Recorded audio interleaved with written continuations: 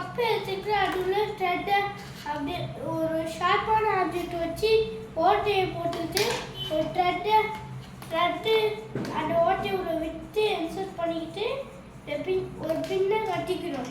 கட்டிக்கிட்டு அப்படியே இப்படி ஃபுல்லாத்தையும் நிறுத்தா இன்ஸ்ட்ருமெண்ட் ரெடி. இப்போ வந்து ஓகே தான். இப்போ நான் வந்து கோழி சவுண்ட்